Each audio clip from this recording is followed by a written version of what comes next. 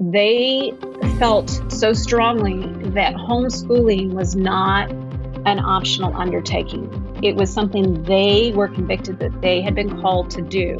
And it took about a decade before Idaho got to a place where parents were at liberty to educate their children as they saw fit without direct intervention from the state.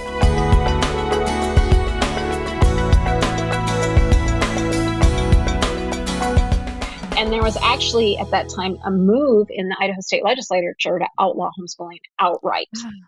And my parents, even in the middle of nowhere, this got media attention and they started hearing about it. And they felt so strongly that homeschooling was not an optional undertaking. It was something they were convicted that they had been called to do, and that it was important for them to engage in the defense of that ability. And so they actually traveled the 6 hours to Southern Idaho from our home to talk with legislators, to testify in committee hearings in support of homeschooling in an effort to make it more, I guess, a more protected undertaking than it had been before. And it took about a decade before Idaho got to a place where parents were at liberty to educate their children as they saw fit, as they were led by the Lord, without direct intervention from the state or direct supervision from school superintendents. So it was a long fight. We are faced with dangers to homeschool freedom currently right now, and they're not exactly the same, but honestly, they are the same. They're just wrapped in a little bit of a different paper. And so do you feel that, there was a time period where everybody could kick back and relax, but are we in the middle of the same battle again? And can you kind of talk to that a little bit? Sure. The adage that we're never more than one generation away from losing our freedom is so true, because we get comfortable in the space that we're in and the benefits that we're living through. And we kind of we don't engage as fully as we need to with what's going on around us. And yes, we are in a generation now where the same risks that we saw 30 years ago, 40 years are back.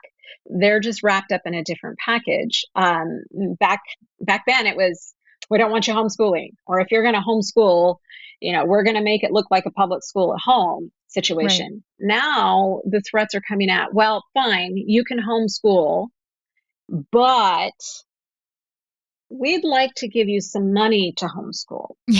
We would like to pay you to do what you've been convicted to do in the first place. So they just want to help us. They just want to help us. And unfortunately, as much as I love the United States, as much as I love our system of government, as much as I feel God has blessed this country, the reality is that governments as an entity are not always vested in what is in the best interest of our families and our kids.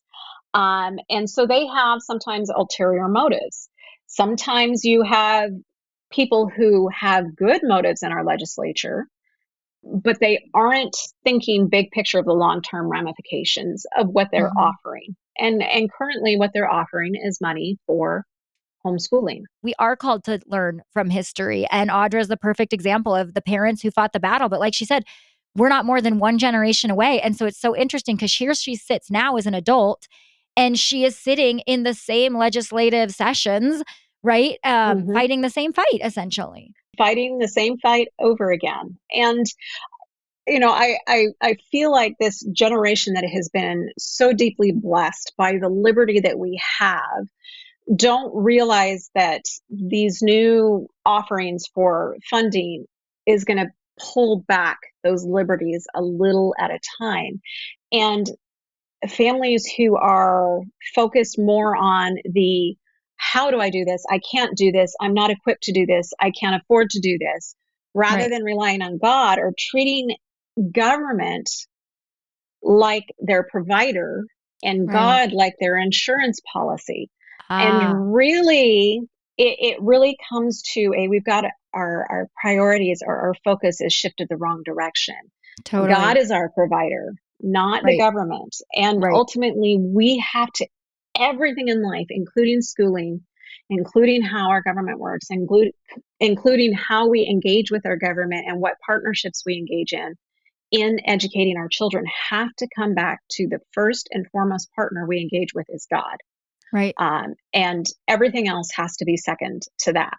Right. And if we engage in a partnership outside of that, say other families or the church, then we need to make sure that we are equally yoked with those people as we partner with them. And the reality is, like you said, we are not equally yoked with the government when it comes to raising and teaching and training our kids, right? They do not have the same direction that they're going. We are teaching and training our kids to live in awe and in wonder of who God is, to know God, to be known by God, and ultimately to have a foundation on His word as the ultimate authority. That is not the government's goal with our children. So as we yoke with other families or the churches, we want to make sure that we are equally yoked, and we are not equally yoked with the government. Homeschool Insights is sponsored by CTC Math. If you're looking for a great online math program, visit ctcmath.com and try it for free.